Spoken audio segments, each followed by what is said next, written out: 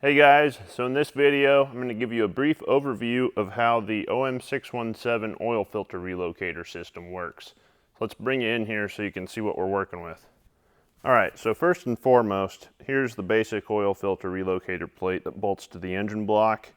So you have this port that feeds out to your oil filter, goes to your oil cooler, loops back around, and then it feeds back into the engine here.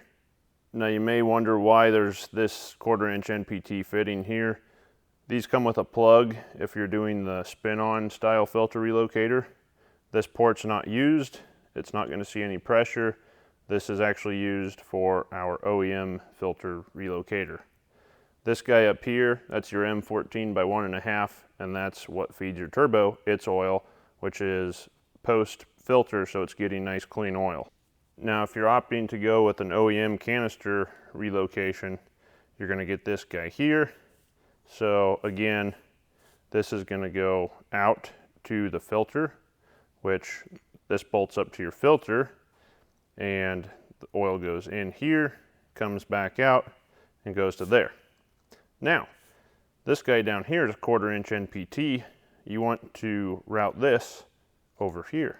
So this kit won't come with this plug, because this is our drain. When you remove the top of the canister, there's an O-ring that you remove that's on the end of that rod. That allows this to drain all the oil that's in the canister housing for you to do a cleaner filter change. So you have to make sure, so gravity can do its job, that this is located higher in elevation than this hole here. Otherwise, this can't physically drain into here. Now with the canister filter relocation, you're going to get this bolt and a crush washer. This is an M14 by 1.5. I'm using this as a plug.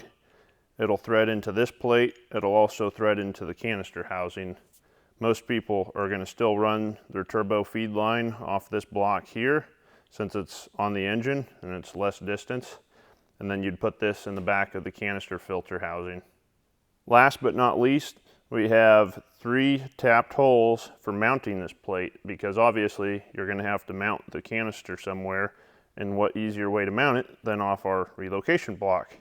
So all of these holes are the same. They're M8 by 1.25, and you can go out and get your own hardware for these 3, because it's going to, be determined on how thick the plate is that you cut out to mount this off of.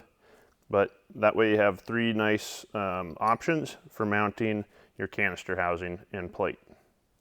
So thanks for watching this short video. I know it's a pretty quick one, but these are questions I get all the time. So hopefully this video is very thorough, very clear, and explains any questions you may have had. If you'd like to watch us installing this, you can click the link below. That'll take you to the installation video where we install this on the engine block, hook up our lines, and walk you through that whole process. So thanks again for watching. We'll see you in our next video.